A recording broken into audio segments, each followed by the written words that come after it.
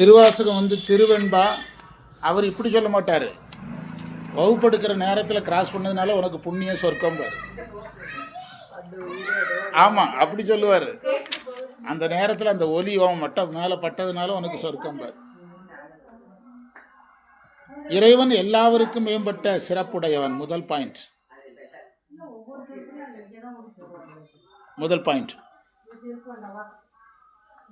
யார் லட்சம் வீட்டில் இருக்கிறா? கூட மருமக அங்கே தான் இருக்கிறாப்லையா? சரி. இறைவன் மேம்பட்ட சிறப்புடைய தலைவன். அதான முதல் பாயிண்ட். இந்த பதிகம் அணைந்தோர் தன்மை பேசுகிறது.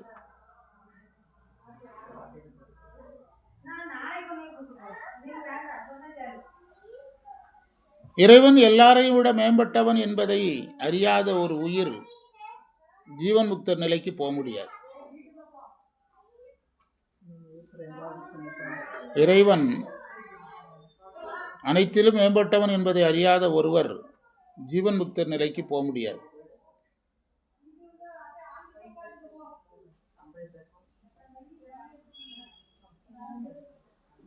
ஜீவன் முக்தர் நிலைக்கு போக முடியாது.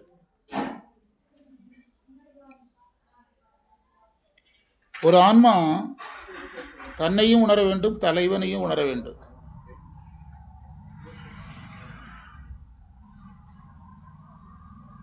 தன்னை கீழ்ப்பட்டவனாக உணரணும், தலைவனை மேல்பட்டவனாக உணரணும்.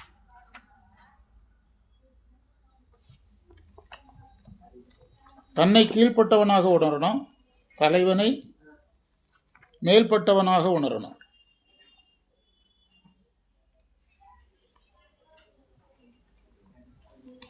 இந்த மடத்தூர் வகுப்பே இந்த வகுப்பு தான். இந்த திருச்சதகம் 10வது மந்திரம் இதே கான்செப்ட் தான்.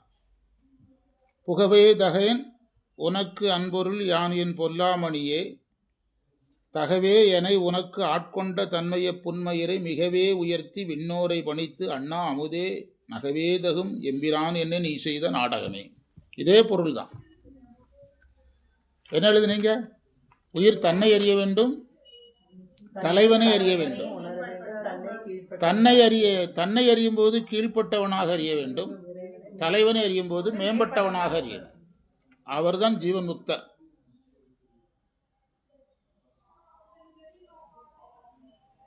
தத்துவ சுத்தி அடைந்த ஒரு உயிர்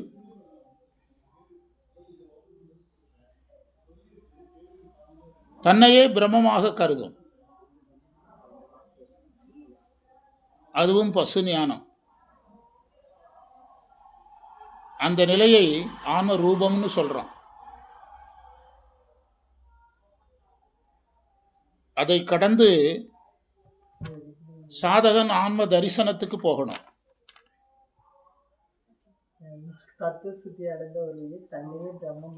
கருதும் அந்த நிலைக்கு பேரு தான் ஆன்ம ரூபம்.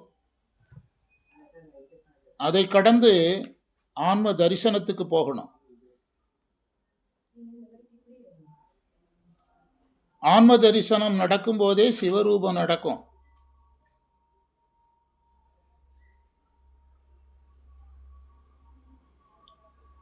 சிவரூபம் என்பது குருவருள் பெறுதல்.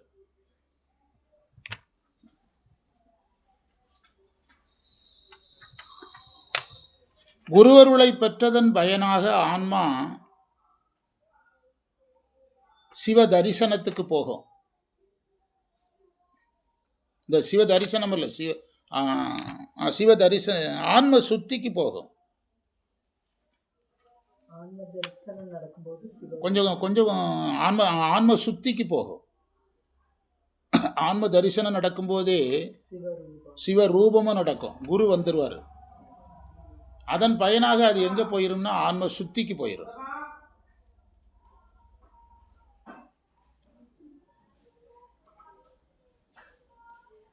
ஆன்ம சுத்தியில உயிருக்கு என்ன கைகூடும்?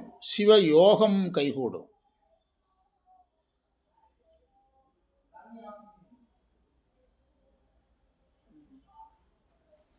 சிவயோகம் கைகூடும்.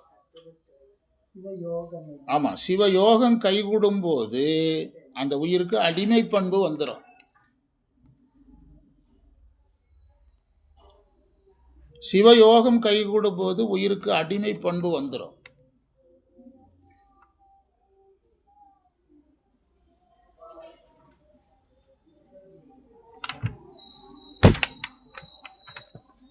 அந்த அடிமை பண்பை தான் ஆன்ம சுத்தின்னு சொல்றோம். அந்த அடிமை பண்பு வரும்போது தான் இந்த திருவாசக கருத்து அந்த உயிருக்கு தோணும். யாவருக்கு மேலாம் அளவிலா சீருடையான் யாவருக்கும் கீழாம் அடியேன். அதுதான் சுத்தி. நான் அடிமைங்கிற உணர்வு வர்றது தான் சுத்தி.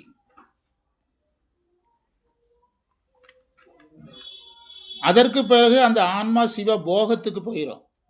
அதுதான் 3வது வரியில வச்சாரு, பெற்றறியா இன்பத்துள்னர். அதுக்கு ஒரு ஆன்மா எங்க போயிடும்?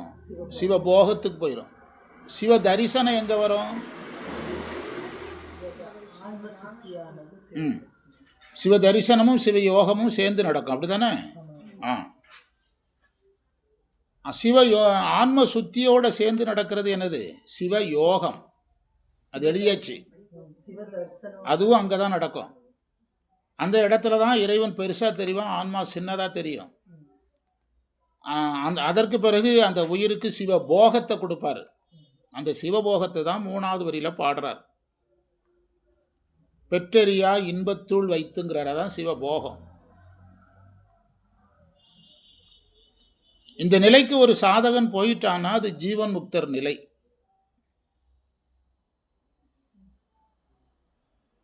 அதை இந்த மந்திரத்துல பதிவு பண்றார். தத்துவ சுத்தி அடையுது, அடைஞ்ச உடனே நானே கடவுள்னு சொல்லுது. அந்த கடவுள்னு சொல்ற நிலைக்கு பேர் ஆன்மரூபம். ஆன்மரூபத்துக்கு பிறகு என்ன நடக்குது? ஆன்ம தரிசனம் நடக்குது. ஆன்ம தரிசனம் நடக்கும்போது யார் வர்றா? அப்போ அது அந்த ஆன்ம தரிசனத்தோட சேர்ந்து என்ன நடக்குது? சிவரூபம் நடக்குது. அதற்கு பிறகு எதுக்கு போயிருது? அதற்கடுத்து ஆன்மால சொல்லுங்க. ஆன்ம சுத்திக்கு போகுது. ஆன்ம சுத்திக்கு போகும்போது 2 காரியங்கள் நடக்குது. சிவ தரிசனமும் சிவ யோகமும் நடக்குது. அந்த ஆன்ம சுத்திங்கிற இடத்துல தான் உயிர் சுத்தமாயிருது. நல்லா சுத்தமான உடனே நான் அடிமை, அவன் பெரியவன்கிற உணர்வு வருது. அந்த இடத்துல உயிரை இறைவன் போகத்துக்கு அனுப்புறாரு. அதைத்தான் 3வது வரியில வச்சார். பெற்றறியா இன்பம்னு வச்சார். இந்த ஒரு மந்திரத்துக்குள்ள எதையெல்லாம் பொருத்தலாம்?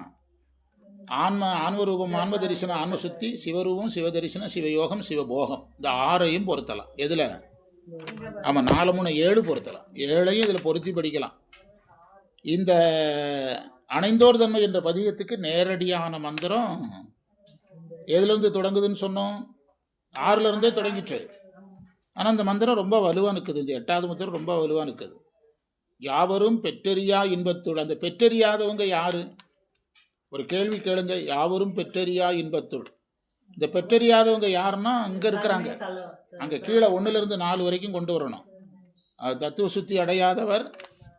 அடுத்தது ஆன்ம ரூபத்தில் இருக்கிறவர், ஆன்ம ரூபத்தை கடக்காதவர். அப்படி பார்த்தீங்கன்னா 10மே வந்துட்டு, தசகாரியம் 10மே வந்தாச்சு. அந்த பெற்றறியாதவங்கிறது யாரு? எழுதிக்கிடுங்க. தத்துவ சுத்தி அடையாதவர், ஆன்ம ரூபத்தை கடக்காதவர். அப்போ தசகாரியம் 10மே உங்களுக்கு அதுக்குள்ள வந்துடும். பெற்றறியா இன்பத்துள் வைத்தாய்க்கு எம்பெருமான் மற்றறியேன் செய்யும். பெற்றறியா, அந்த யாவரும் பெற்றறியா இன்பம். அந்த பெற்ற யாவரும் நிறைய பேருக்கு கிடைக்கலங்கிறார்ல, அது யாருங்கிறது தான் கேள்வி. அவங்க 1 to 4 நிற்கிறவங்க. தத்துவம் தரிசல, தத்துவ தரிசனம் தெரியல, தத்துவ சுத்தியும் தெரியல, ஆன்ம ரூபத்தில் வந்து நின்று நான் பிரம்மம்னு சொல்கிறவங்க. நான் உங்களுக்கு கைமாறு செய்ய முடியலங்கிறார் கடைசியில். உனக்கு என்ன கைமாறு செய்யறதுன்னு தெரியலங்கிறாரு.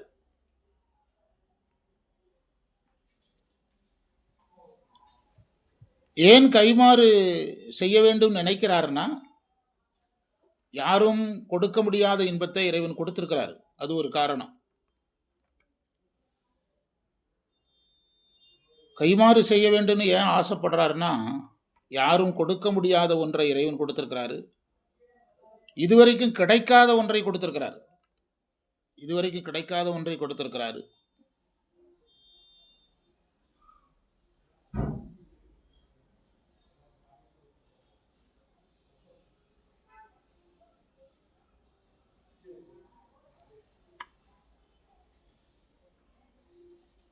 மாணிக்கவாசகர் தந்தது உந்தன்னைங்கிற மந்திரத்தில் கைமாறு செய்ய முடியாதுன்னு தான் பாடுறாரு. தந்தது உந்தன்னை கொண்டது எந்தன்னை சங்கரா அருகுலோ சதுரர் அந்தமொன்றில்லா ஆனந்தம் பெற்றேன் யாது நீ பெற்றதோ என்பால் சிந்தையே கோயில் கொண்ட எம்பெருமான் திருப்பெருந்துறையுரை சிவனே எந்தையே ஈசா உடலிடம் கொண்டா யான் இதற்கு இளனோர் கைமாறுன்னு தான் சொல்றார்.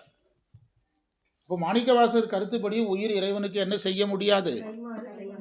அதனால நான் என்ன செய்யணும்னு கேட்குற, என்ன கைமாறு செய்கிறதுன்னு தெரியலன்னு சொல்கிறதையே நம்ம எப்படி தான் எடுத்துக்கிடணும்.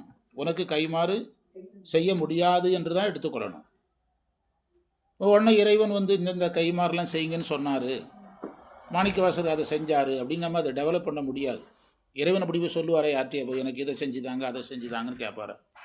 அப்படியே கேட்டிருந்தாலும் அது யாருக்காகத்தான் இருக்கும், உயிர்களுக்காகத்தான் இருக்கும். அது இறைவன் பொருட்டு இருக்காது. எனவே இறைவனுக்கு என்ன செய்ய முடியாது, கைமாறு செய்ய முடியாதுன்னு தான் பொருள் எடுக்கணும். என்ன கைமாறு செய்கிறதுன்னு தெரியலைன்னு சொன்னாலும் அதற்கு பொருள் என்னதான், கைமாறு செய்ய முடியாது. அப்படியே நான் இறைவனுக்கு பணி செய்கிறேன், பூ கட்டி கொடுக்குறேன், நான் பாட்டு பாடுறேன், கோயில் கட்டுறேன்னு சொன்னாலும் அது யாருக்காக கிடையாது, இறைவனுக்காக கிடையாது. இறைவனுக்காகனா அது கைமாறு ஆகும், இறைவனுக்காக கிடையாது. நமக்கு யாரோ ஒருத்தர் உதவி செய்கிறாங்க, அவங்களுக்கு நம்ம பல லட்சம் பணத்தை கொடுக்குறோம், அது அவருக்காக பயன்படுது. ஒரு வீட்டை கட்டி கொடுக்குறோம், ஒரு காரை வாங்கி கொடுக்குறோம், அவருக்கு பயன்படுது. இறைவனுக்கு அப்படி நம்ம என்ன செய்ய முடியும்? அதனால் அந்த வார்த்தை ரொம்ப முக்கியம். கைமாறு என்ன செய்ய முடியாது, செய்ய முடியாது. பண்டார சாத்திரத்தில் ஒரு நூலில் 42 இடங்களில் குருவுக்கு கைமாறு செய்ய முடியாதுன்னு வருது. குருவுக்கு கைமாறு செய்யலைன்னா பரவாயில்ல, குருவை காலை வராமல் இருந்தாச்சு, காலை வரலாம், குருவை காலை வரலாங்க, ஆனால் கைமாறு செய்ய முடியாது அப்படின்னு வருது. அதை இந்த மந்திரத்தில் நம்ம தெளிவாக பார்க்கலாம். அதில் குறிச்சிட்டிங்களா எல்லாத்தையுமே? என்ன எழுதுனீங்க கடைசியாக? கொடுத்தார். இந்த பாயிண்ட், கடைசி பாயிண்ட் ரொம்ப முக்கியம். கைமாறு செய்ய முடியாது என்பதையே என்ன கைமாறு செய்வது என்று அறியேன்னு சொல்லுகிறார். அது ரொம்ப முக்கியம். அதுக்கு பிரமாணம் நம்ம எங்கேருந்து எடுத்திருக்கிறோம்? எங்கேருந்து எடுத்திருக்கிறோம்? அந்த தந்தது உந்தன்னைங்கிற மந்திரத்திலேருந்து எடுத்திருக்கிறோம். இளனோர் கைமாறுங்கிறார்.